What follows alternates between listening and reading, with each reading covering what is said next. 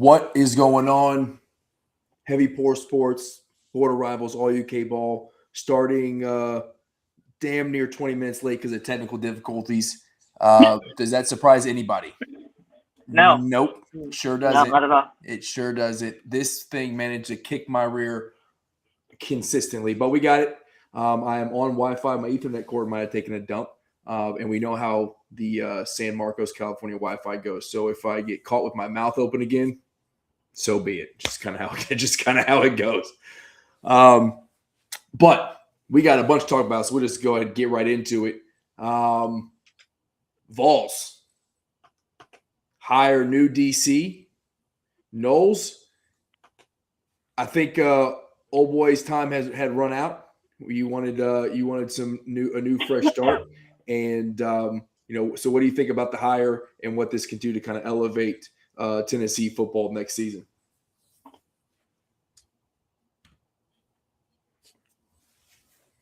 T? Can T hear us? No, we'll go with Hammer. We'll go to Hammer. Go ahead, bud. All right. T has no idea we're live. Yeah. Well, I think honestly, when you look at who was available and the position we were in, I don't think you could have made a better hire. The one thing that I guess if there's a knock on Jim Knowles, it's his first year. He's not that it takes a while for kids to learn his system. Like, so year one, it's not that optimum, peak defensive performance. And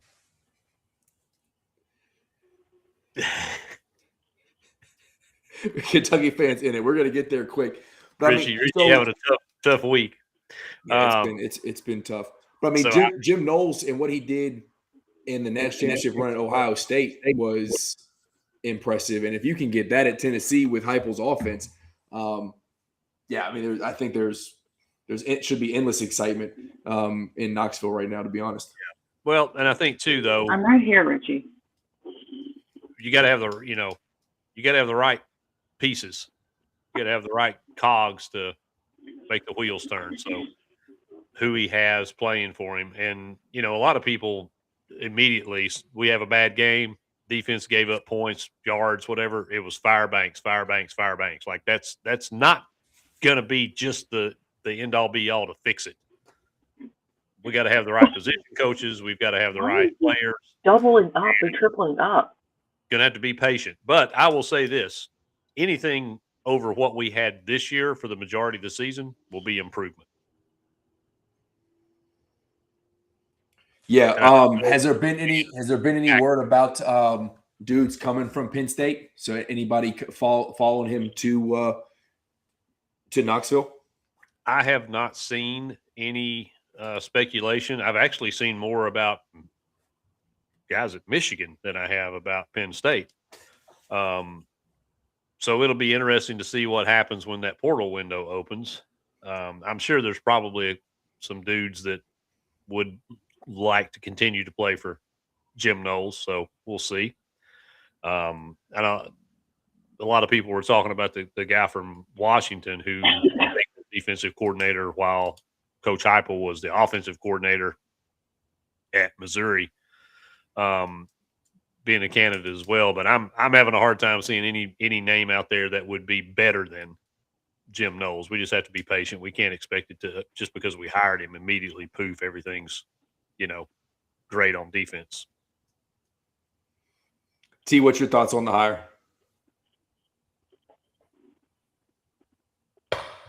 I just expert or anything like that. The main thing I have to go on is how they did us when we played Ohio State in playoffs.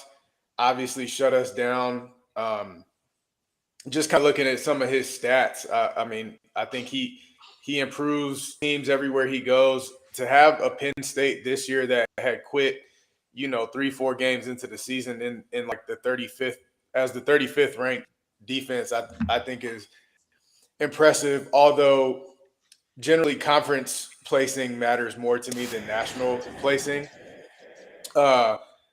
So I'm excited about the hire. I'm excited to see something new and fresh. Now the thing is, what Ohio State did with us, they had the best safety, maybe the best football player in college football. So, and that's our weakest position.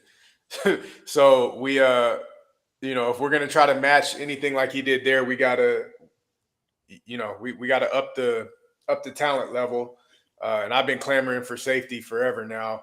So we got to see that. But the little bit that I've been exposed to, I think it's a good hire. I wasn't as down on Tim Banks as everybody else, but sometimes you just need a fresh voice in the locker room. So this may be that. Now, my one thing is please keep Rodney Gardner. If he gets to be the defensive coordinator, then maybe he's got some say on who his staff is going to be. You got to keep the best defensive line coach in the country on the staff. So please keep Rodney Gardner. I'm a fan of Martinez as the cornerback coach. Most Tennessee fans are not. But I like him I like what I see from our corners. So, but number one priority has got to be keeping Rodney Gardner. Yeah, well, you mentioned Michigan. It's been in the chat real quick. We'll talk about that before we move on to the Kentucky side of things, because there's a lot to talk about there. A lot of stuff surrounding basketball that it's kind of outshadowed some of the good football news. But Sherrone Moore losing his mind was not something I expected to take over the week. And there's so much misinformation or exaggerated information out there on the internet, because that's what Twitter does. And now we have AI to help generate mugshots and stuff like that. So it's been fun reading up on trying to navigate what is true and what isn't true. But what we know is he was fired for cause, and he's sitting in jail right now. I believe he's sitting in jail somewhere in Michigan. Yeah.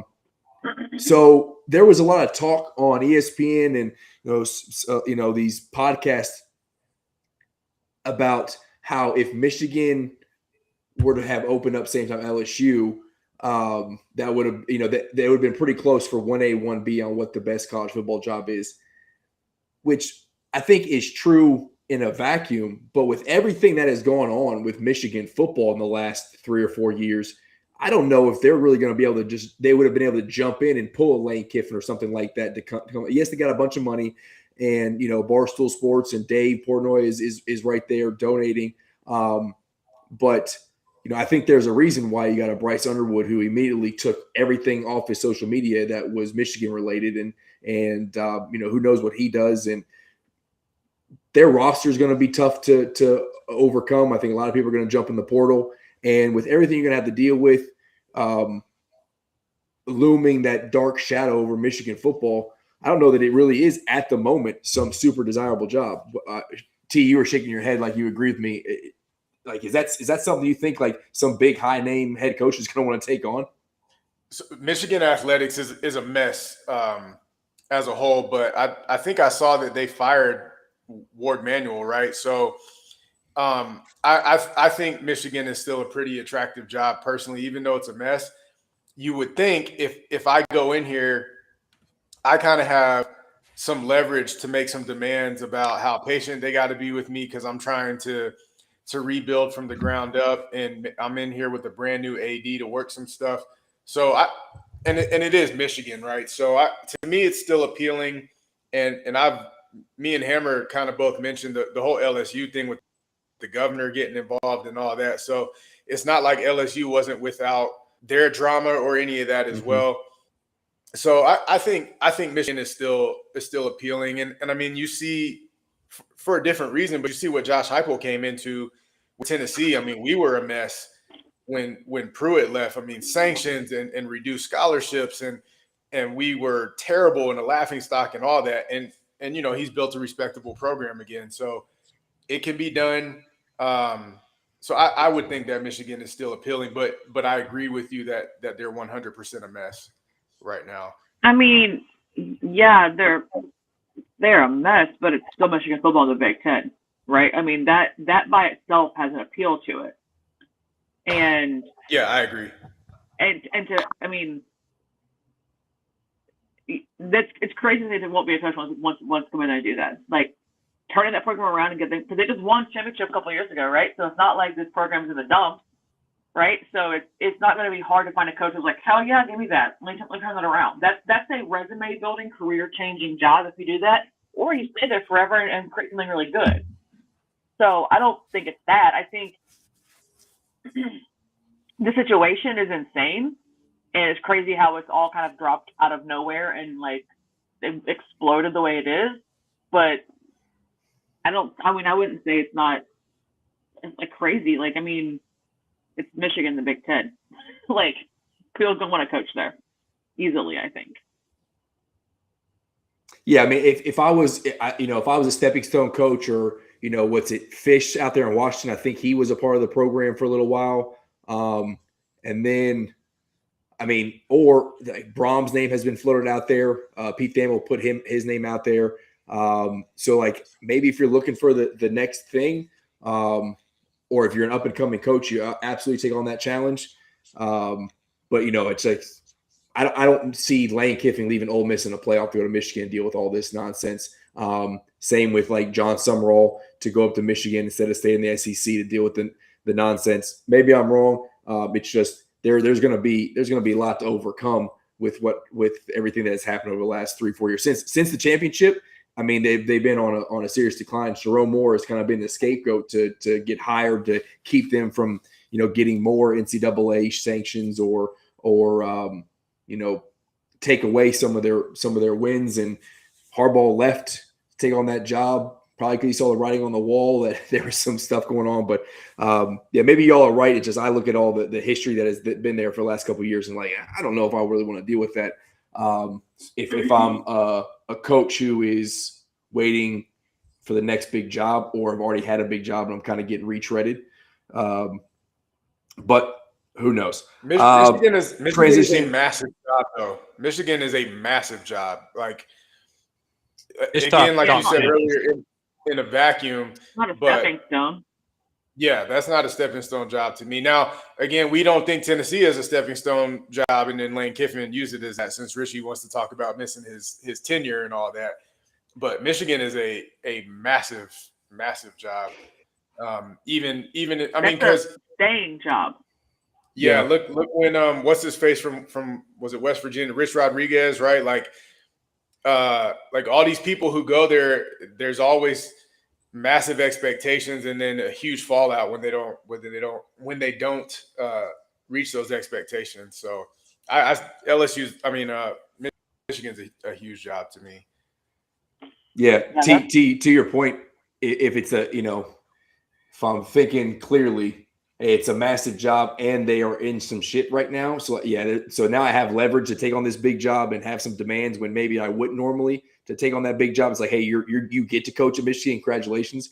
So yeah, you put all that together. Y'all are probably right that it's this might be the best time to take on Michigan if you look at it, from a 180 perspective. We've also had some hires, Selena. Kentucky football new D coordinator coming in from A&M. I think fans are hit or miss. He had a top 35 defense, I believe, in 2024. I don't know. I can't say I know why he was relieved of play calling duties on the defensive side at A&M through the season. I'm not sure. All I know is that if you look at it from what we had to what we now have, it's an upgrade from Brad White. Would you agree? I mean, yeah. Hopefully, it doesn't give people 10 yards off the freaking rip every play. If it doesn't, I'm like, all right, sick. Let's roll it. Yeah. On top of the fact that now you have a great recruiter from the state of Texas. Like we're starting to build a lot of Texas ties, and there's a lot of talent down there. No, and I mean, A&M is like goodbye, bye. But to be fair, I feel like most fan bases when leaves are like bye. Anyway, so I'm kind of taking that with a grain of salt coming from A&M fans, to be fair. But and the same kind of shade was thrown at Sloan too, for his time, his last year or so at LSU, forgetting what he did to Jay Daniels as a quarterback coach. And Nussmeier came into the season as a Heisman favorite, was going to be potentially first overall draft pick or first QB off the board. Now that didn't go as planned, but how much of that is on Sloan? How much of that is on Kelly? I don't know. I'm happy with both offensive and defensive coordinator hires, thinking we maybe still land Burke and have a offensive coordinator. We'll see how that goes. But when it comes to their resume on how they run an offense, run a defense, and their resume on what they pulled in talent-wise recruiting, I am far and away happy with what Will Stein has brought in so far on his staff. Well, I look at it this way too. I like people like, oh well, they were terrible this year, okay, but they were good. They were good previously, right? So that we've had to happen at UK with all of our OCs, right? Besides Hamden, he's a special case. They were good before they got to UK. Got to UK, not so good. Left UK, and now they're great again. So there's a common denominator to all of those things.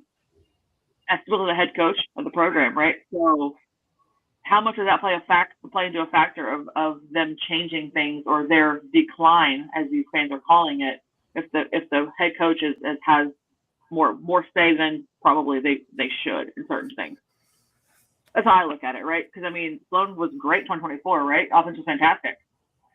And the defense was really good. And then this year, I guess I saw some fans say that Elko had more say in it than he needed to say. So it's kind of like, okay, yeah, but what are your outliers with that? Like your contributing factors to that as well. So yeah, I definitely had Texas folks spun up. I put out a tweet today when they made the hire. With all the Texas ties, I was like, is Kentucky getting ready to own football recruiting in the state of Texas? And I tell you what, I have not hit Texas algorithms before, but I certainly did today, and they let me know that I'm an idiot. They said, you are stupid. They were not. And then they let me know how terrible this DC hire was. They're like, so I definitely I created some enemies there in Old Tejas. But again, Ohio State fans, they did the same with Knowles. And this dude was just the defensive coordinator when they won the national championship. So, all of them just scarred us. Yep. Yeah. I mean, A&M was top 20 total defense and top 40 scoring defense this season. So yeah, and like the fans are pissed about it. I'm like, UK's like, please come to UK, dear God, please. Like, by the way, Richie, if you don't remember when Lane Kiffin coached at Tennessee, they beat Kentucky that year. So I'll just include that. I don't really think it mattered who your coach was over the last decade that you were going to be here, You did get a win over Lyle, so didn't y'all beat Butch? Because yeah. Butch went winless in the SEC. 2017. Yeah. Really? And Will Stein. Will Stein's getting ready to show you what's up. Bro, what's up. I've like muted you on Twitter because I'm sick of hearing that. Sick of reading that mess. I mean, listen, we'll see. We'll see. I think the portal in February is going to be big with some names that are coming up. If you want me to sound really, really crazy, I believe, and the chat can help me out. I believe Bryce Underwood committed to Sloan and LSU before Michigan offered him that crazy $20 million contract. Yeah, those were the two. Those were the two competing for him for sure. But Hammer, what world is this where Kentucky is hype about football and what's to come and not wanting to talk about hoop? During basketball, I will talk about hoops all day. Listen, I'll talk about it all day. We still want to talk about it. All day. We're just easing into it. We're going to ease into it. All right. No, we should just head first. All right.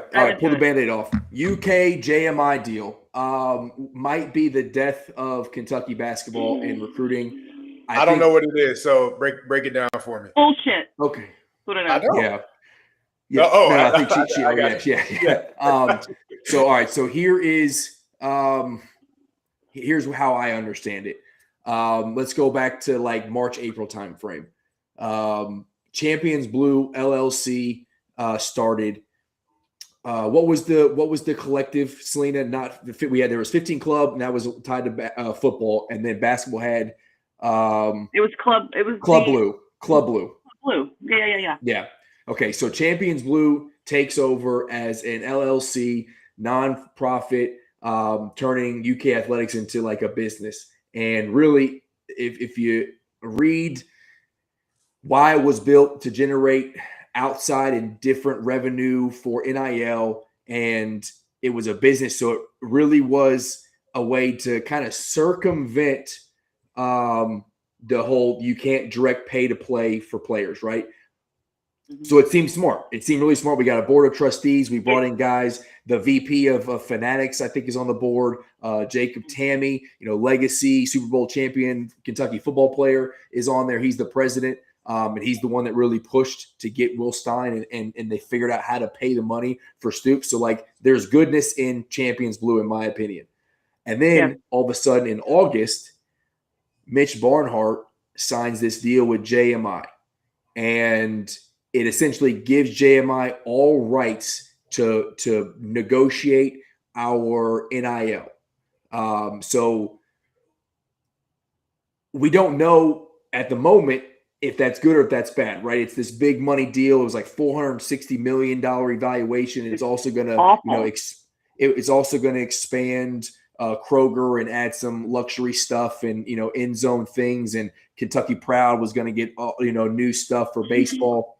And then all these 5-star recruits start piling on, and insiders are coming out and saying, hey, Pope and Kentucky are front runners, i.e. Stokes, i.e. Collins.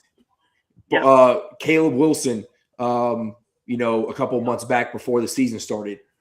And, we saw CW go to UNC. They offered him a bunch of money. He took that. He's the face, right? That's at least what we thought was the thing. Like, Pope didn't want to match this late offer by UNC. Remember, they were almost not a tournament team last year, and UNC and Hubert Davis kind of had to, throw a Hail Mary and see if they can land this guy, and they did. But we still had I almost said FY26.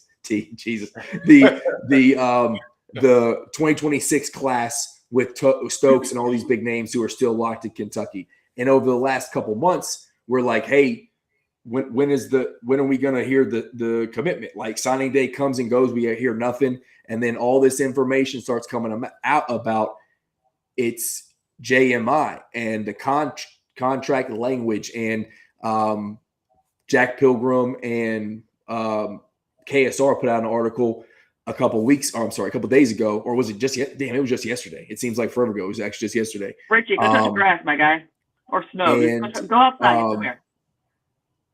Yeah, we're not going to lose Indiana this weekend. He's Anyways, losing his damn mind.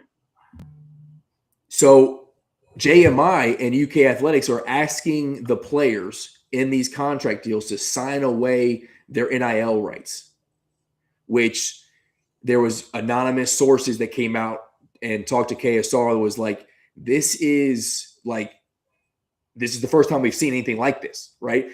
JMI is saying, like, hey, here's the money that you'll get. And even that apparently is fuzzy. Like, they're not showing actual numbers of what, our rev share is or what's going to be. And, what the actual dotted line number is going to be, which, again, anonymous sources don't know who they are, but they've said, like, every other school tells us what the money is. And now UK is telling us a ballpark, right? We don't really know. And then on top of that, they want them to sign away their NIL rights. So basically, what you do all has to come through JMI, is my understanding. So if Tyron Stokes signs with Kentucky, he gets X amount of money. And if somebody outside of their regional partners, like Paul Miller Ford, I think Donato's is on there, Drake's, Malone's, those restaurants. If any money outside of that wants to come in, now I have to negotiate with JMI. So, like, Stokes' agent or Collins' agent, whoever we're chasing, they can't go out there and try to find national partners who want to pay the players. It all has to go through JMI, is how I understand it. So obviously these guys are like, why would I do that? I'm the number one guy in the 2026 class. Why would I give you the ability to sell me, right? And I think what it is is Kentucky is so anal about the brand, right? It's all about like the UK, Kentucky. They always have to get some sort of approval, or it has to go through them about who can use the brand, right? Even if the player is getting paid by the university. But that's a JMI thing, though. That's the problem, Rando, is Barnhart has suckered us into these contracts with JMI for so long. But UK Athletics has been like that forever. I mean, but they were partnered with JMI, though, over all of the brand stuff. That's what I'm saying. Like, for a lot of time, that was who handled the brand was JMI. That's why they're so weird about it. And now Barnhart went screwed with this deal with JMI. That's not the worst part. The worst part of this entire thing is the associate AD is married to an exec in JMI. So that's the other piece of it, guys. That's a conflict of interest I've ever seen in my life. Like, how the hell that was approved by anybody is mind blowing. Because and then there's also there's an in-law thing going on too. So like all the deal was made when you have like one of the big wigs of JMI and the assistant athletic director are married, but they're making a deal to link the two together. It's like, it's not illegal, but if that's not immoral and ethical, like that doesn't stink, you know? There has to be some back money coming in somewhere, because there's no way that anybody with any sort of business sense would be like, yeah, great idea, let's do that. I don't even think it has to be back money. I mean, the deal was valued at like $460 million, and you got, you know, the assistant AD and the VP married, like they're going to get paid, right? It's just like it happened because of that relationship, and others. Family ties between Kentucky and JMI have muddied this up so bad, and you're hoping that Champions Blue, who we have heard is not super thrilled about this deal, not super thrilled with Mitch Barnhart and how they're going about doing business, i.e. the forcing of getting Stoops gone and a new coach in. So we saw Champions Blue do great things for the athletic department and Kentucky football. Can they jump in and force Mitch to change, you know, what JMI is doing, or somehow scrap that deal or change it? Because JMI, the deal can be good. Like, they represent other schools. I think the product or the idea can be good. They just have to stop doing the dumb smart people thing and think they know what makes sense. We spent most of the offseason for football clowning Cincinnati because they wanted to do some new thing for like this top 10 pick who he wouldn't sign, right? Add some, you know, clause in there about guaranteed money and whatnot. It's not going to work. Like, these agents understand, like, there's a precedent. Let's not do something new. And the agent certainly isn't going to be like, I'm going to sign the number one player to some contract terms that are unprecedented, that are going to take away his rights. So we have to be able to change that, or we're going to miss on recruits. And the worst part is, while Pope, I think, does have a play in why some of these guys aren't signing right away, it all is going to land on him. The Pope whiff narrative is going to continue to grow. And I don't know how damaging that is in the long run for Kentucky fans, and also for other recruits out there. Like, well, if this dude ain't going, I ain't going. Like, we need that first domino to fall so that others will follow, if that makes sense. Well, it does.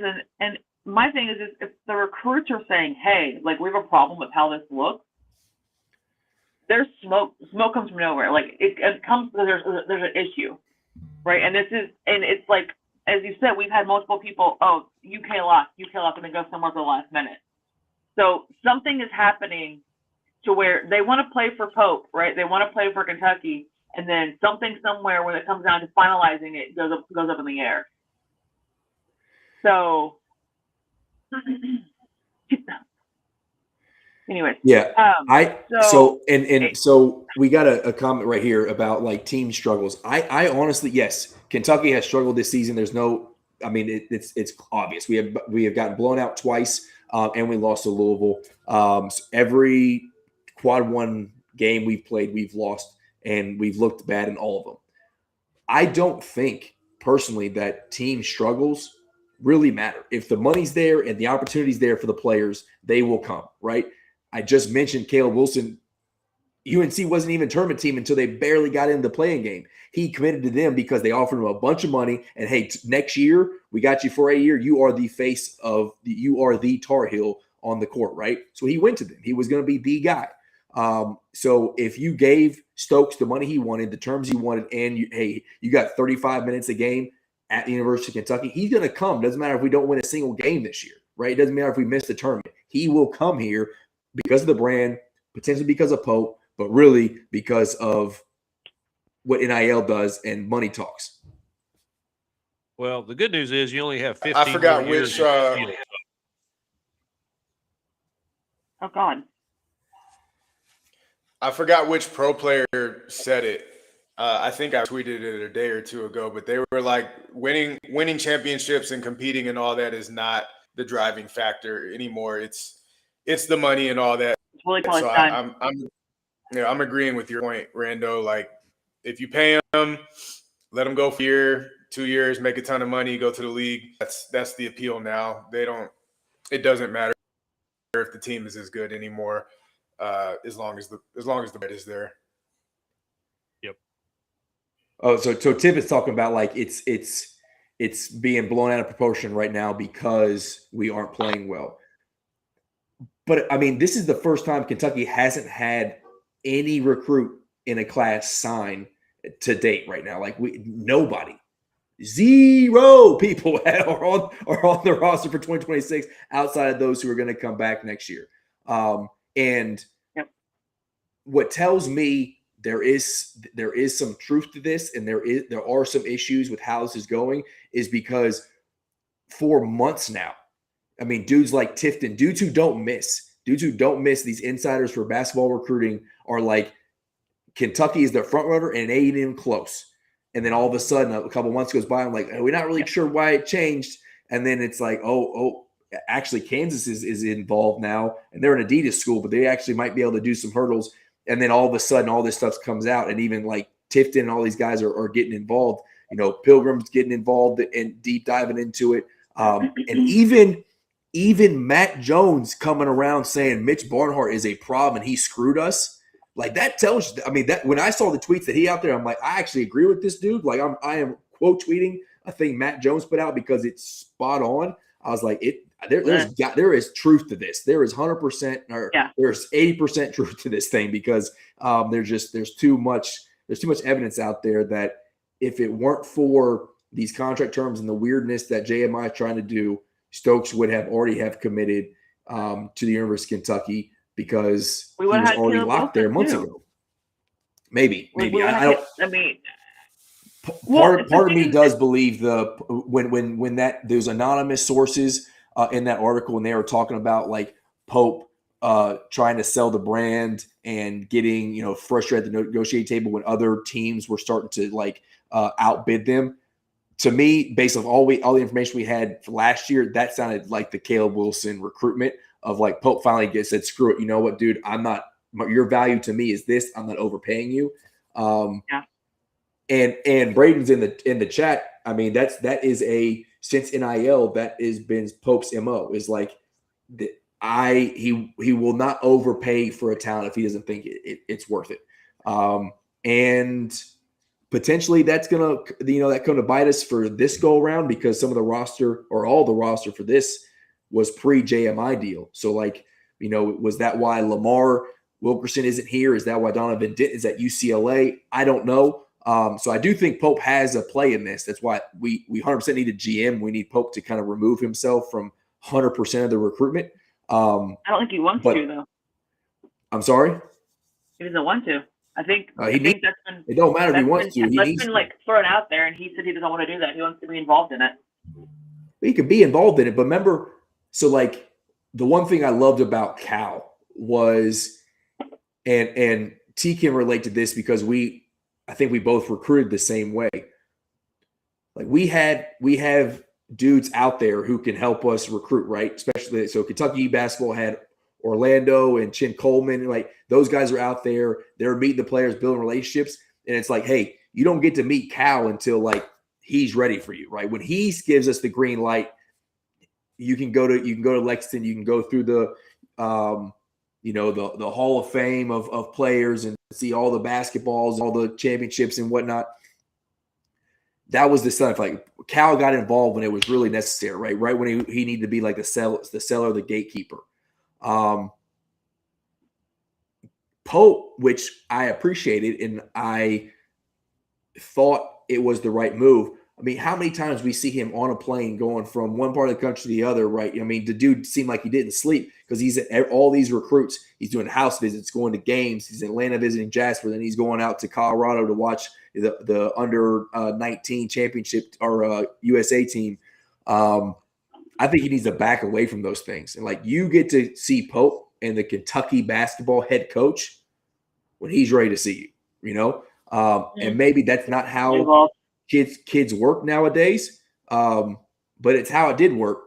And T, I don't know if you did the same thing, but we both had an OSA. Like, these dudes had to go through the whole screening process, and basically we sold it as like, oh, you get to talk to the OSO now, right? He's gonna interview you, and it made him seem like, oh, this is like a real deal. Like this is actually just like it would be out in the real world for a job interview. I think that model would still play if you do it right.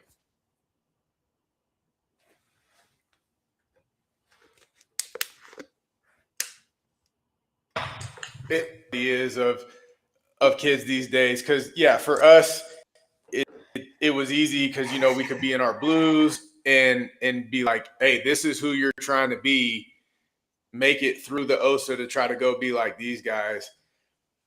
The kid, all they care about is how much money you're gonna pay me. Like that's the problem. And I think Pope drawing fine lines, it's a good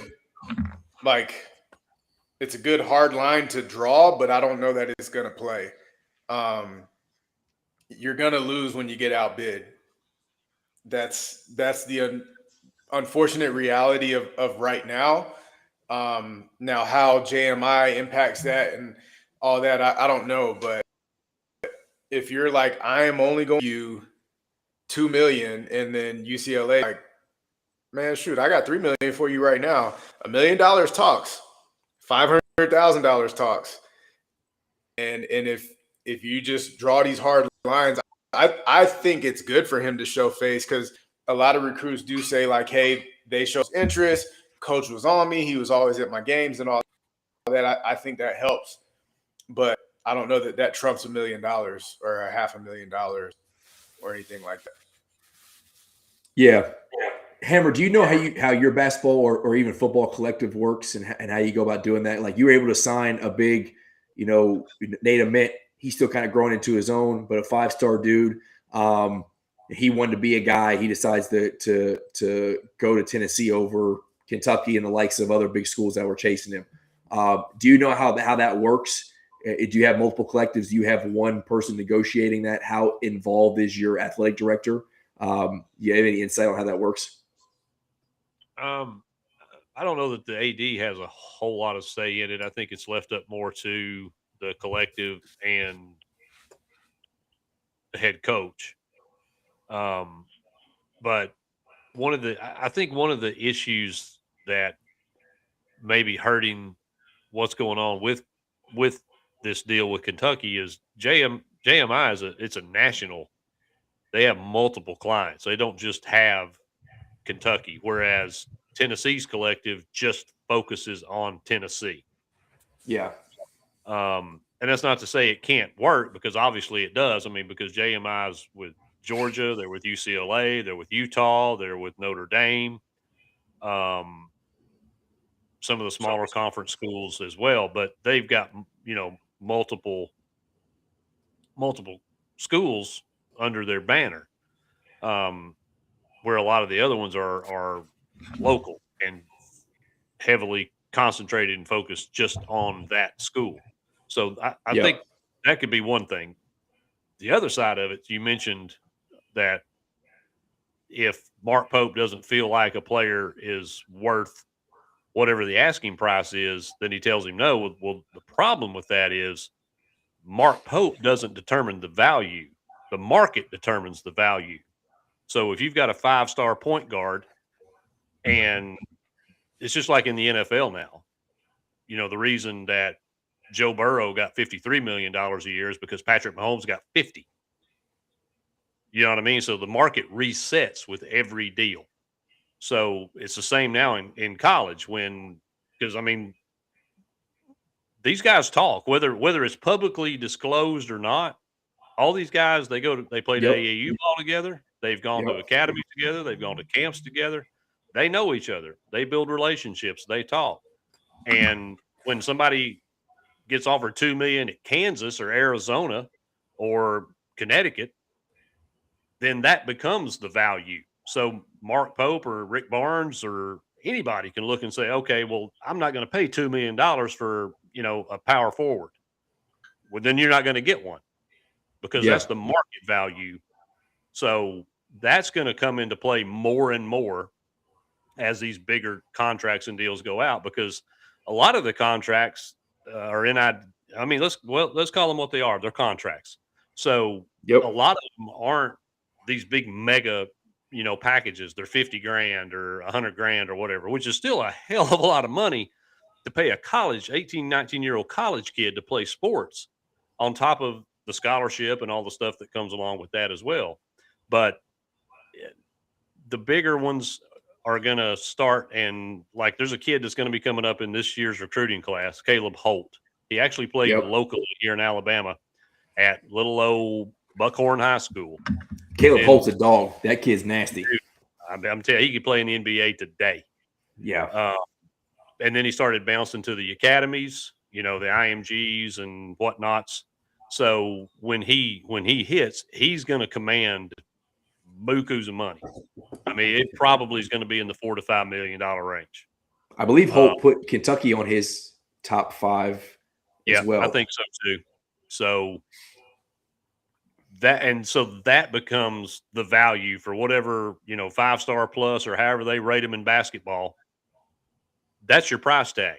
So if your coach isn't willing to pay it or your collective isn't willing to give up that money, then one, you're not going to get those 5-star plus players. And two, word's going to get out just like it did at Florida. Hey, these guys they do crappy NIL. And it all goes back to, you can love the coach, you can love the school, you can grow up in the backyard, dad went, mom went. But how much money are you giving me? Yep. It's become the ultimate slippery slope. It has. Real quick, you asked how Tennessee's that we have. So Spire Sports Group is our collective. They work with the volunteer club, but so they work the NIL, but then the university itself works directly with brands to help get players like the Adidas deal. None of that money is going through Spire. So Spire NIL is one pot, and then the university leverages its resources and connections for another pot. So that's how we were able to get such a big recruiting class and pay these kids all this money, because we got a couple different pots to pull from. Yeah, and I don't know what the ranking is now, but Spire was the number one NIL collective for the past couple of years. It may not be the case now, but they were. And Kentucky had that with Athletes Advantage, who was basically the 15 club was Athletes Advantage, if I remember correctly, understand how that whole worked. And they had multiple schools too. Hammer, you mentioned that like JMI does multiple universities throughout the country. They have an office like 10 minutes down the road from where I'm at right now. They have Indiana State as well as a client. Yeah. Yep. And, so there is a potential conflict of interest when you are doing something like that of like, hey, what if one player wants to go to, what if Kentucky's chasing somebody who also wants to go to Notre Dame, or a school. So that, but what's crazy is like they assist in NIL with those schools. This is the only deal they have where they are the sole NIL. Like they own Kentucky NIL, which I don't understand. And no one has been able to. I've tweeted this out there, and and I've gotten phone calls and DMs, and no one can really answer directly of. We did this thing with Champions Blue in March. Again, I'll go back to it. Like, and it happened, and it was like this innovative, like, oh, we're getting ahead of this game. We're getting ahead of this NIL game, and which is completely against Mitch Barnhart and how we do things. Like Mitch Barnhart is like Dabo Swinney. Like he refuses to actually get involved in the NIL and just it'll figure itself out, which is probably why you can say Kentucky athletics has sucked since NIL, especially basketball. We have been irrelevant since NIL happened. Post-COVID, we started paying players, and we haven't done those morals. That's why. Yeah, you talk about Mitch Barnhart's morals. You dig into what he is. He's I don't know. Oh, I know. I'm just saying, like, that's what he's listed that before. Like, he's literally like, I don't agree with NIL, so I'm not going to do it. And it's like, I don't give a shit he's got to go. Not. Like, your morals have no place in business decisions like this. I'm sorry. Like, I don't care if you don't agree with it. But you do this Champions Blue deal, and then just less than 6 months later, you like completely sweep the legs out from underneath it, and you handcuff what they can actually do. None of it makes any sense. But yeah, go ahead, buddy. We'll see what happens. I don't think there's a middle ground, unfortunately, unless they change how they do business and they take away some of these contract terms and they become more player friendly. It's either going to be when the SCORE Act passes, this JMI deal is like we're way, way, way out in front of the game and it's the best thing and we're all stupid right here that bitching about it, or it is like so terrible and we legit are going to be scraping the bottom of the barrel until 2040 when this deal runs out.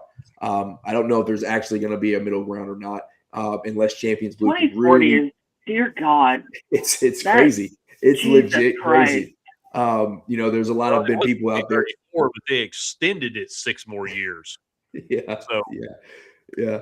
And they extended 6 more years because the word on the street is when Mitch Barnhart retires from the AD from Kentucky, which is April projected, he has a role of like an $800,000 a year deal with JMI to go work for them.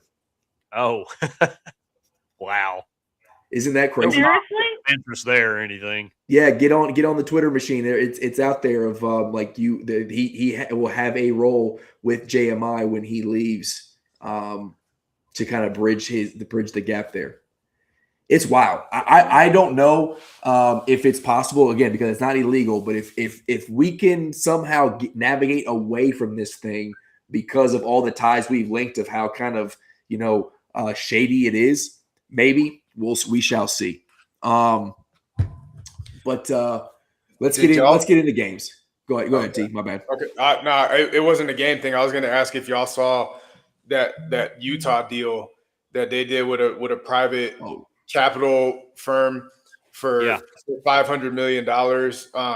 I think that sounds fancier than it is. $500 million, while that's a lot of money, like for what football generates, particularly with a fan base like Utah, I don't know that $500 million is really worth like selling your soul to the devil, so to speak. Because once you turn over to private capital, everything is for profit, and all the little things that outside of what just your NIL deal is, all the little things that appeal to athletes, you probably don't get anymore. Like you're probably going to get a little bit less branded swag than you did because a for-profit company is going to be like, no, they don't need a 4th T-shirt that says Utah on it, or they don't need right? Because a private capital, like all they care about is the very bottom line, and you're going to have a bean counter who's like, nope, that's 20 cents per athlete, and we have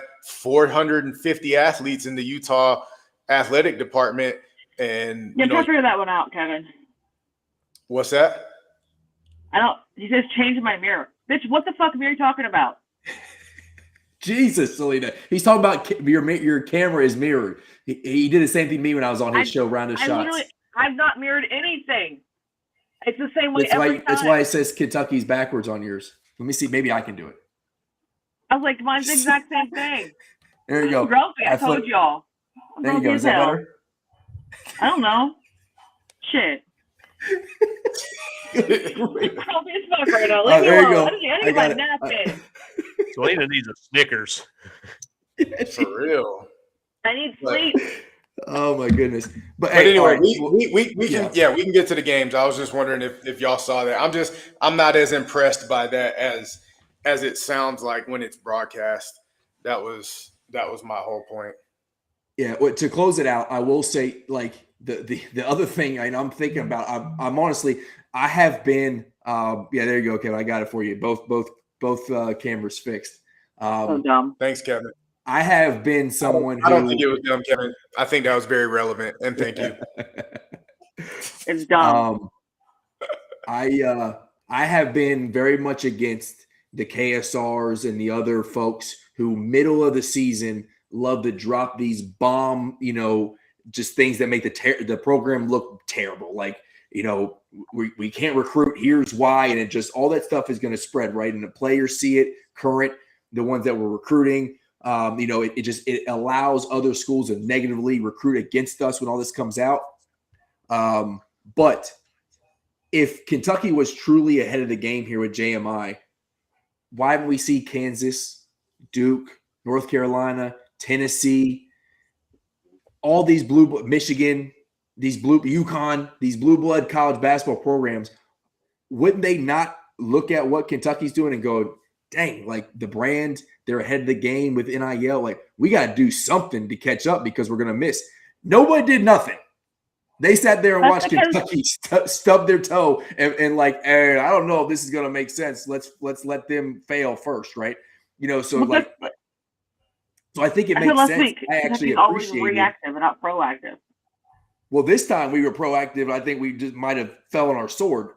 We'll see, but we might have just completely sucked. But yeah, so you watch none of these other schools like chase what we did, and you see these recruits not committing to Kentucky when they were locked to Kentucky.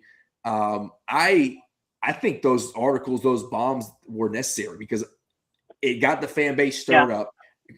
I mean, almost collectively, 90% of BBN was like, Mitch Barnhart, JMI, this deal sucks. We got to do something about it. And then you hear, Champions Blues now, Champion Blue started getting involved. So I think those articles actually needed to really force change, similar to when it got super loud after Vandy and Louisville to actually get Stoops gone. I think something had to happen. And KSR, like them or not, they are the biggest Kentucky media platform, and they're tied to On3 and Rivals now. So that stuff is going to spread. So a Jack Pilgrim article in the middle of the season when our team is already not looking great. I know it doesn't seem like the right move, but the Band-Aid had to be pulled off, in my opinion. But yeah, let's go to the games. We got IU, Kentucky Saturday. Both teams coming off big wins. We blow out NC Central. Some guys stepped up. Let's talk about. No, it's not. It's not a big win. I would say a bounce back win. Did I say big win? It was a win for points scored and the differentiation between the highest score and lowest score. It was a big margin. Yes, it was a big margin. It was a quad 4 win, so it does nothing for our resume. Big win meaning of like. It was a win because we haven't really stacked those together recently. So, but Otega Owe looked different. We got big minutes from Trent Noah in his start. We saw the rotation severely shrink. And Selena, what did you think about Dark Pope and him just being completely fed up with Brandon Garrison, breaking clipboard, calling a timeout? It's a whole season yelling at him, sit on the bench. Like, BG's been playing like garbage literally all season. And like garbage all season. And now he's like, oh, I'm tired of watching you play or whatever he said. What are you watching in the first place? Pope did it all season. Like, he's been this exact same player, lazy as heck all season. That's why I lost the starting job. Yeah, but he's still chirping and stuff and talking like whatever on the court and still playing like lackadaisical. So it's whatever as far as that goes. But like, I'm glad that Pope. Like brought it out of him. I guess if that makes sense. Like I'm glad he showed that. I just think it's too late. This season. It's too late for now because now it looks like he's reacting to fan discourse, if that makes sense. Yeah, I mean like the booze and stuff, right? like we booed them in Nashville, and that's when after that happened is when like he started getting really angry. Like, why was he angry beforehand when we were sucking? You know what I mean? Like, that's my thing. Yeah, and listen, I don't disagree, but now that it's happening, I'm okay with it. If he's going to sit there and we won, absolutely, and you saw while that was going on, Ortega Owe huddling the boys up of like, hey, let's bring it in, like let him kind of do his thing. I think they are also tired of it.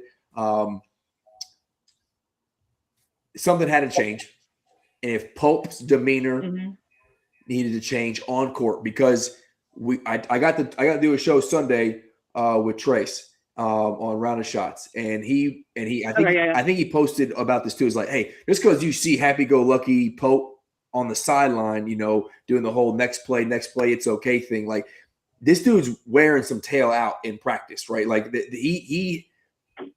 but we didn't see it, right? And we just see BG getting minutes for no reason, and other Cam getting minutes for no reason when these guys are playing lazy. I mean, even Jalen Lowe, you know, didn't play the first half, and speculation was that was because of performance coming back from an injury against Gonzaga. So if we're seeing it in real time, and dudes, I mean, BG didn't get into the game at all.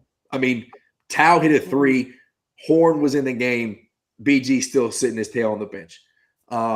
And if that kind of message has to be played out for anybody on the roster, for us to get some effort, which this is embarrassing we're talking about, that like these dudes who are getting paid at Kentucky, and, you know, we were talking about Title IX getting hung, that we got to have our coach go Rick Pitino mode just to get him to play with some effort. But they are still 18 to 22-year-old folks, right? And they're now getting paid. So comfortability and complacency maybe does sleep in there, or, you know, it creeps in. And my hope is that was the turning point for this team, right? I hope so. I hope so. I mean, you couldn't get any lower. So now we're climbing out, and we couldn't think anything lower than we were going to beat by 35 by Gonzaga. Good God. I think. I will say this. What did I tell you about Ike? What did I tell you? Yeah. I mean, I told you he was going to eat us for lunch. Yeah. That game. And he did it. He did it for the last 3 years. I mean, he had 28 points last year, but he lost because we had other people step up. But I will say I'm also glad that Ortega addressed the discourse in the locker room. Yes. Like, I think that needed to happen, because that was kind of going crazy a little bit. Shout out Dylan Ballard for asking the question no one else wanted to ask. He was like, does this team actually hate each other? And he was like, no, we don't hate each other. All the rumors aren't real. And then Ortega was like, we've actually grown tighter with this shitty spot we've been in, right? Like we've been losing, and that's helped us get even closer. So I think that was, I agree, that needed to be addressed. Selena, I don't know about you. What I was getting ready to say is, T, I think hopefully you'll appreciate this. I have no analysis for this Indiana game. I don't. I've watched Indiana basketball. I have one. Lamar Wilkinson has to get stopped. I don't have a prediction. There you go. That was my one. I don't have a prediction. I did one on Random Recap with Jay because you know, it's just he forced me to do so. But in reality is I don't have any. You just got to win the ball game. You got Indiana, rivalry renewed, and you get to play it in Rupp Arena. You cannot lose this game. Cannot lose this game. If you do, I really have serious doubts for even us getting to the tournament, because if you can't win this game in Rupp, can you really turn it around? Even with JQ and these guys coming back, can you really turn around to make a run in SEC play to stack enough quad one wins to get us in the tournament? Now, do I think we win? I do. In my gut, I feel like this team is going to make an impressive run from here on out. Can I sit here and keep chirping about a title? No, listen, can I sit here and keep chirping about a title? No, I can't. I do think, though, that this team is going to grow from where it's been, and we are going to see players play to their potential. But there's too many things that I've seen in these big games to sit here and go, yep, we're going to get there collectively enough to get to a Final Four and win a title. JQ would have to be a miracle worker to do that. And while I think he is going to open up a lot for this team, I think there's too many holes to actually make a run. It seems like we are too dependent on the puzzle being perfect, the picture being completely clear, no injuries, no setbacks, no nothing. And we know that's not going to happen throughout the season. We're going to have setbacks. Folks are going to get hurt. We're going to miss time, especially as we get into March. And I will be as real as I can right now. If we get to the Sweet 16, I will call that success for what we've seen so far, which sucks. But I just don't see enough on this roster to overcome the offensive challenge that we've seen. Like, just I don't know. What do you think, Selena? The offense just like it makes me very angry sometimes. Like, we don't pass the ball a lot. It's a lot of dribbling and driving, and then we pass it out for a three. We don't get the defense moving, right? Like, there's no ball movement, and that was such a huge part of the offense last year that I don't know what happened. Where did that go? Like, where did it go? Yeah, I mean, where it makes sense, right? Like, and when the ball does move, there's no intention behind it, right? Like, no one cutting wants like to. there was last year either. Yeah, no one's cutting. There's no purpose to it. It's like, oh, I'm in a bad spot, get me out of it. Passing, not like, hey, let's score a bucket passing. And I just don't. I don't know. It makes me angry. Yeah, I know. We'll see. Hopefully, I'm wrong. It's just Jalen Lowe. I don't know that even when healthy, he's going to be the guy we thought he was going to be.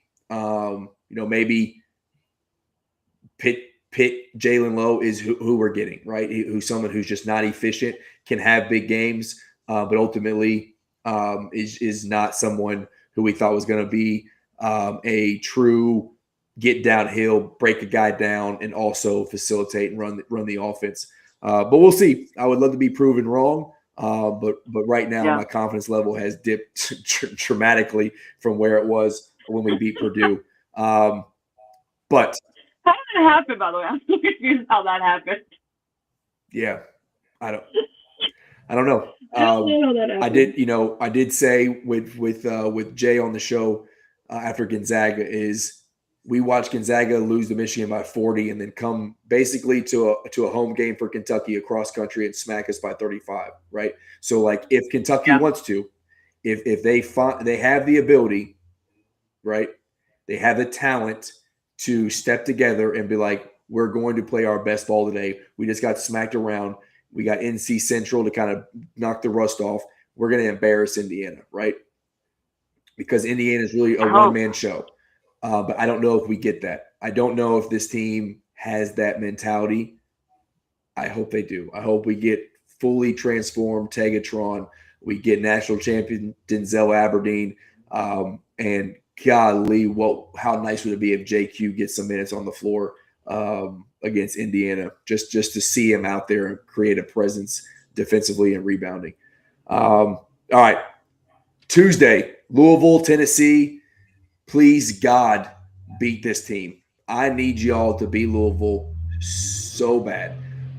It doesn't help our resume at all. It does nothing for Kentucky. It probably hurts us, actually, if they lose games. But I'm about done with the Louisville fan base. So please tell me how Nate Amit's finally going to step up and drop like 25 and beat Louisville. Go ahead, Hammer.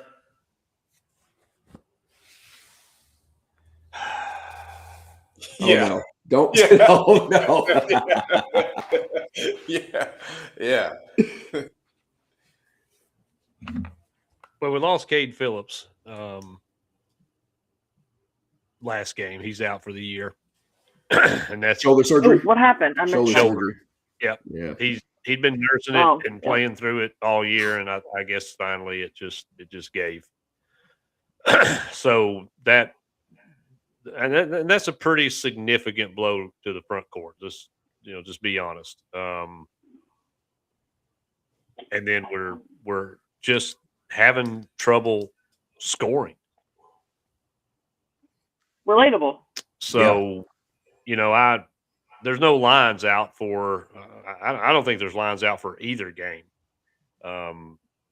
Kentucky, Indiana, or Tennessee, Louisville. But I would think Louisville's probably going to be at least a 5.5 point favorite in this game.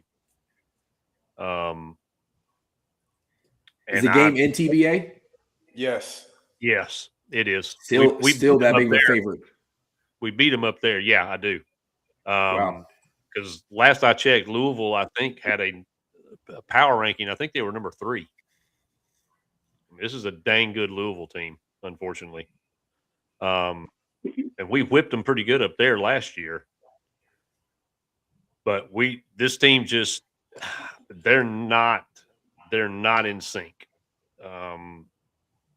And we, outside of Gillespie and the occasional Jalen Carey, pop-off game, we don't have anybody consistent that can score. And Gillespie can't be on the floor 35, 37 minutes. He just can't. It's going to wear him out, and by the time we get to league play, he's not going to have any legs. And we've got to have it for the league play. So I don't – I'd love to get on here and sunshine pump for you, Rando, and tell you how we're going to beat them by 20 again this year, but I don't – I need hope. Well, I'm gonna put my faith in Rick Barnes to somehow outcoach him, and you playing at home, we'll see. They really are. Mikael Brown is how they go now. Cromwell is good; he can go. I don't think their front court's really great. They did well against us, but really it was because Mikael Brown, decided to just go hot, and we had no one to. The only reason why we came back to within 4 in that game is because Mikael Brown's conditioning, right? So if you can physical him, if you can body him and keep him, you just have to hope Cromwell doesn't have like against IU, they pretty much kept Mikael in check. Cromwell just had a great game, and they got to win. The game they lost against Arkansas, both those dudes didn't play well. Cal, love him or hate him, one thing he knows how to do is smack Louisville around. So he was able to win that game pretty handily. So if you can bring some physicality and some veteran play in TBA and that house gets rocking, maybe you can kind of get it figured out. But it is going to be if you let Louisville get to 70, I think you lose. Well, they're going to have to play better defense and more cohesive defense. They're getting caught in a lot of bad switches, getting bad matchups, stupid fouls. It's way too many turnovers. And, if Louisville has a poor shooting night and we can control the glass, stay out of foul trouble. I mean, it's real basic stuff, but that's how you win, right? The fundamental stuff, that's how you win. Hit free throws, things like that. I mean, if all that goes right for Tennessee and Louisville struggles in those areas, I mean, sure, they got a shot. It's just I haven't seen anything from Tennessee outside of the Houston game that leads me to believe that they can beat this Louisville team, what I've seen from them so far. T, what you think, man? So we're going to give you defensive effort. Effort is not going to be the issue. I think what Hammer said about the cohesion is spot on. And the other thing is people are going to compare us to the last couple of years. We don't have Zakai Ziegler, right? Like he and or Meshack were basically like the best on-ball defenders in the country. So just because we're giving you that token Rick Barnes effort doesn't mean that we're going to have the Rick Barnes defensive stats that we've had the last couple of years, just because we don't have the horses. Bishop Boswell is supposed to be our best probably on-ball defender. I don't know that anybody else is really considered Gillespie is not a great on-ball defender. He can be impactful sometimes because he gambles a lot, but he's not locking anybody down just head-to-head way Zakai or Meshack did. So I think Felix Okpara may be our next best perimeter defender after Bishop Boswell. Honest to goodness. Yeah, he might be. So that's my concern. Like my concern is not really effort. The guys look a little discombobulated, and I think people are confusing that for some effort or lack thereof. I don't think Rick Barnes would ever allow that. There's some confusion out there. I think Mint offensively and defensively is still trying to figure it out. I think you called it correctly before the season that his frame would lend to him having some struggles. He is having a hard time getting to his spot. And then even when he does, he's rushing it. He's not really in rhythm, and he's kind of forcing it up. So I hope some of these bumps and bruises that he's getting early season, pay off in the long run. But right now, Rick Barnes is running Jacoby Gillespie into the dirt, playing him Zakai Ziegler minutes, and people just forget Ziegler was special, man. And you can't expect anybody else to be him. So Gillespie is also special, but in a very different way than Zakai was. And I don't know that I'm a fan of how our team is constructed this year. We don't have perimeter scoring capability outside of Gillespie. I would rather see Gillespie at the 2, but we don't have anybody who can handle the rock like that. And then we don't have anybody for Gillespie to create for him to be an effective point guard. So it's Gillespie basically just by himself. It's like he is out there basically by himself. It's like just Gillespie go score, and if Carey is feeling good, post him up. Yep. And that's about all we got. So yeah, I don't know that I have high expectations for this season. Hopefully we can discombobulate him or something. Maybe Gillespie gets hot like he did against Houston, or Mint starts to click. But unless Mint really clicks and comes into what we all kind of hoped he would be, we don't have much chance. You know who you need on this team? Jordan Gainey. Zakai. Yeah, I would love Gainey. Yes, you're absolutely right. You need Gainey on this team. He would give us somebody who could create and score his own shot. And he could do that little curl screen right at the free throw line that Barnes has been. Bowden was a master at that. That little Rip Hamilton. Yes. Yeah. And Gainey was really good at it too. You're right. And they've run it for Gillespie a few times, but again, there's just nobody who can really feed it to him appropriately or get the timing right. So when we get the one person who can run it, then the person initiating the offense can't run it. So it's Gainey would be nice. I'd like to see Akpara be stronger with the ball down low. I text Hammer all the time during our games, like, man, what is Akpara doing? Like, I could block him, and I can't even touch the rim these days, probably. And I would find a way to block him because he goes up so soft. This dude can almost dunk without jumping, and he's athletic. And for some reason, he's just blowing layups right, 2 feet from the bucket when he should be yamming on everybody. So his mentality around the bucket's got to change. If he had Carey's mentality, yes, man. But yeah, I don't know that we got the right roster construct. Cam Carr would be nice to have right now if he hadn't left and gone to Baylor. Man, that hurt. Yeah, because he's proving that he can score this year at Baylor. So it'd be nice to have him right now. Yep. Yeah, well, we're both feeling some growing pains, and man, maybe similar to Louisville last year, and our boy Black talked about it. They got smacked around a bunch early, and then when conference play came around, we joked about how shitty the ACC was, but they did find themselves in the ACC championship game, got to the tournament. They won a lot of big games. They couldn't get a win in the tournament, but they at least had an exciting back half of the season, and a lot of that was credited to them playing these tough games. They didn't have a cupcake schedule in the beginning. And the SEC is not the power that it was last year. We're still a really strong conference, but nothing like last year. So some growing pains now could pay off a lot more in conference this year than last year. Yeah. Well, it's funny because go ahead, my bad. I was just going to say, and even looking at your guys' game, Rando, when the line, I assume the line will come out tomorrow. I would think Kentucky's going to be favoring this game, 1.5, 2.5, something like that. It'll be tight, but I would think you would be favored. So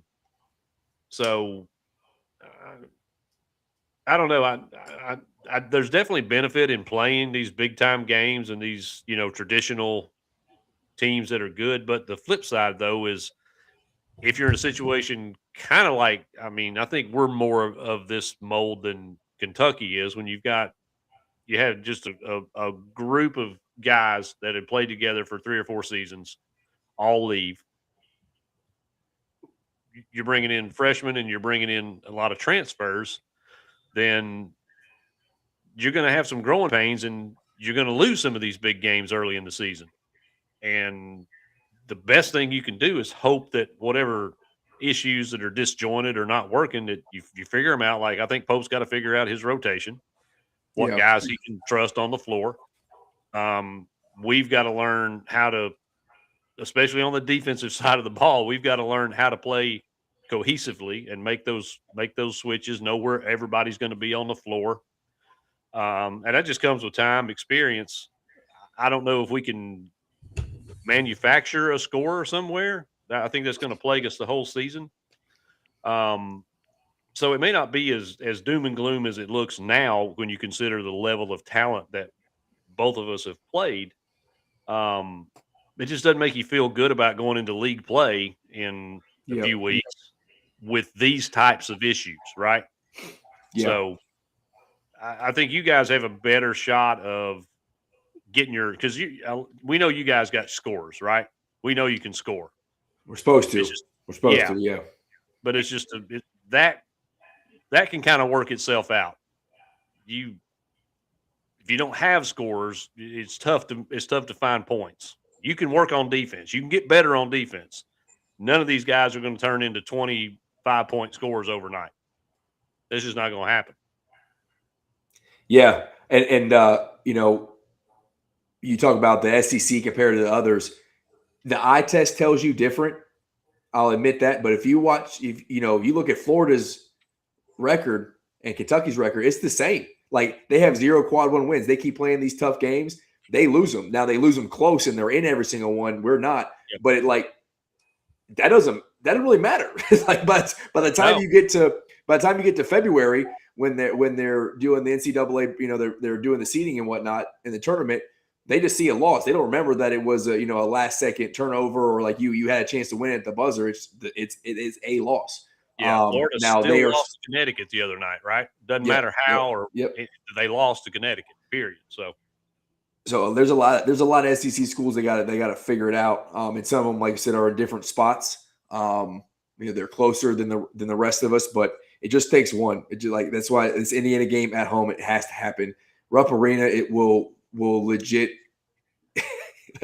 These fans will lose their minds if we lose, especially if we get embarrassed. Like there's no moral victories. A loss is a loss, but we lose this game by double digits.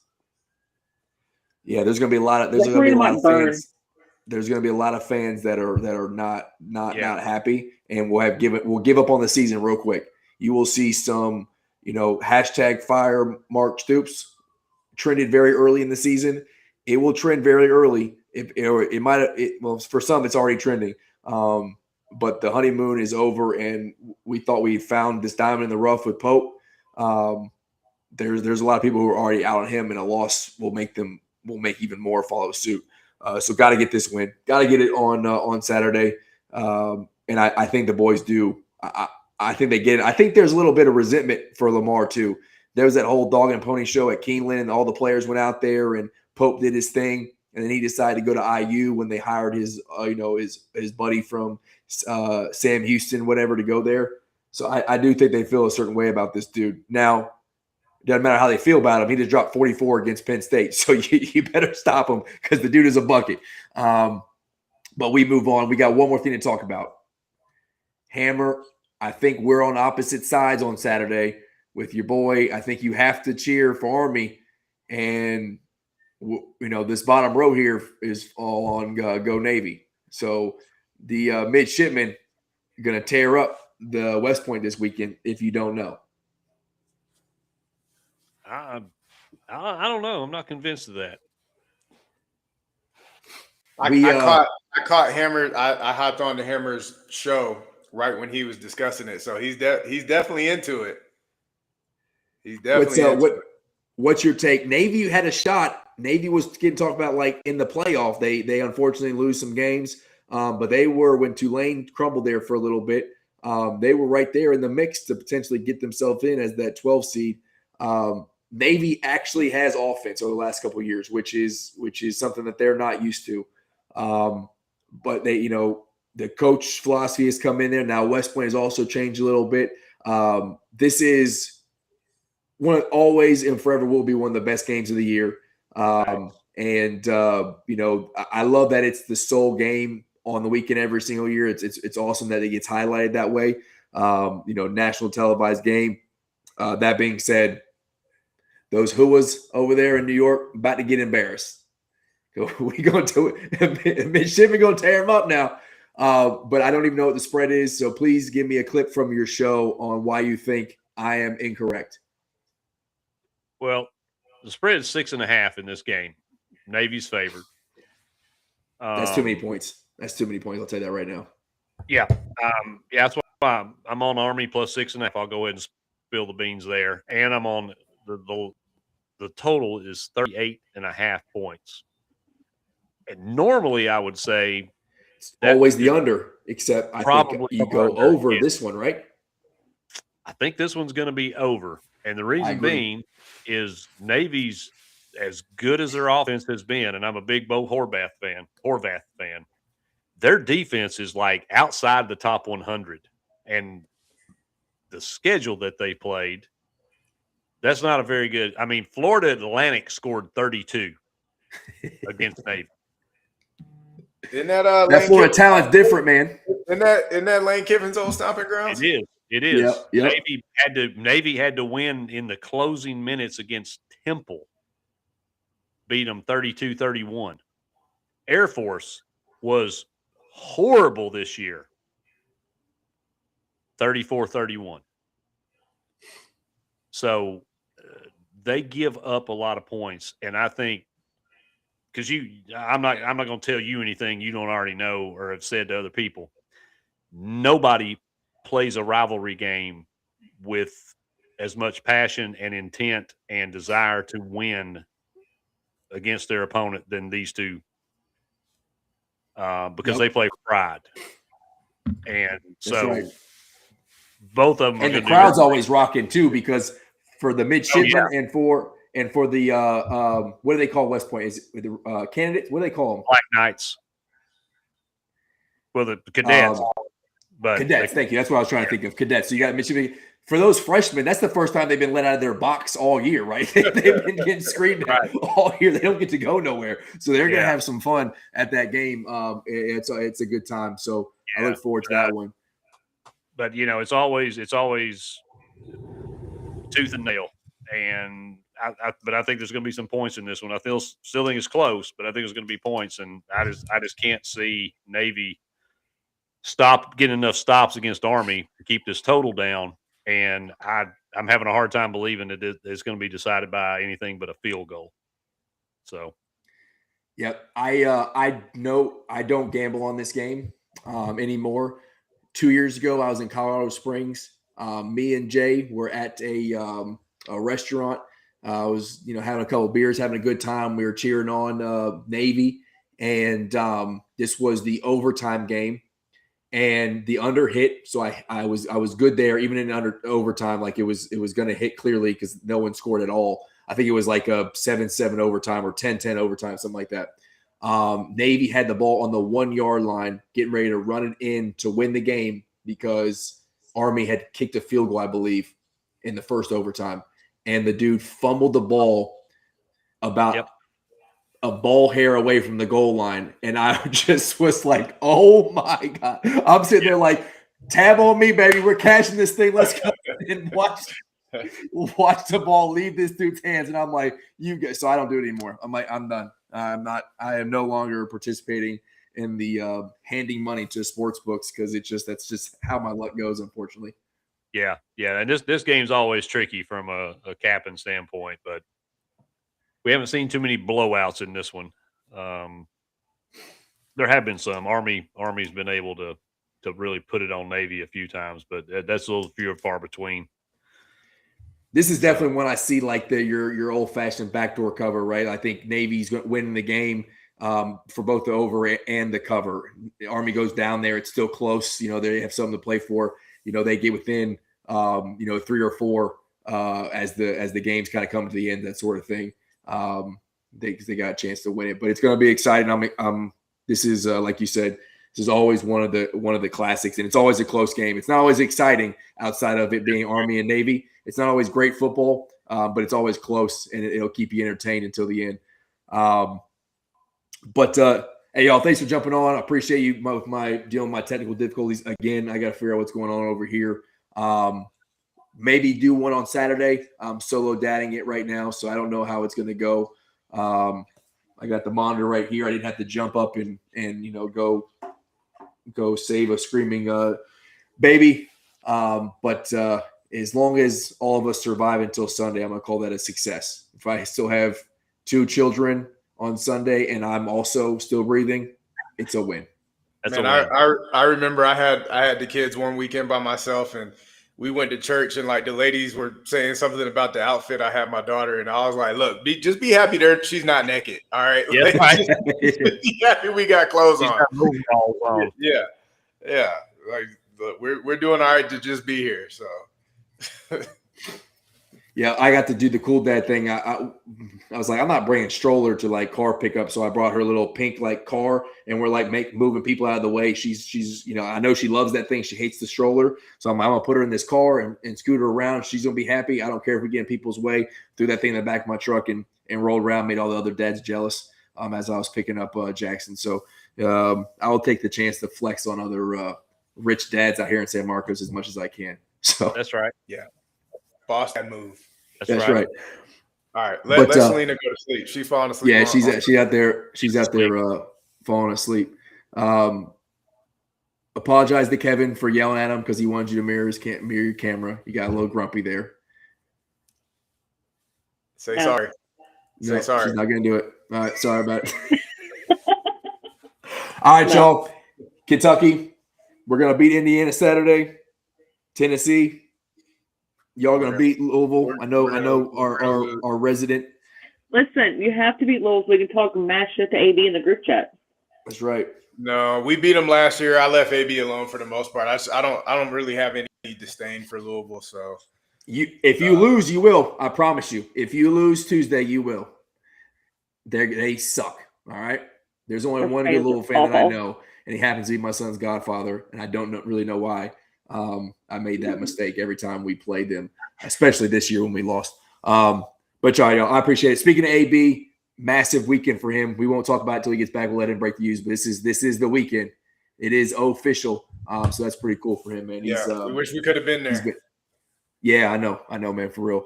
But all right, y'all. I appreciate you as always. Go Cats! AllUKBall 25. You get you some Kentucky stuff. You get you some. How do I point to? Nope. There you go, right there. Get you some Tennessee stuff and Christmas presents. I think they're dropping a white joint too. T. The thing's gonna be fire. We'll have to get him or something. Get him hooked up. Wait, they're selling joints? What? Maybe. I don't know. I don't know what they're doing out there in the blinds. I don't hunt. They do some stuff in the duck blinds. They might do. I'm just kidding. I think they just signed a deal with Kentucky, so let's not get them in trouble. They are drug free. They are a DARE certified organization. All right. All right, y'all. Have a good one. We maybe we'll talk Saturday. We'll keep everybody. Go Cats. Hoosiers suck. Peace. Go Big Orange. Go Navy. Oh, that was random.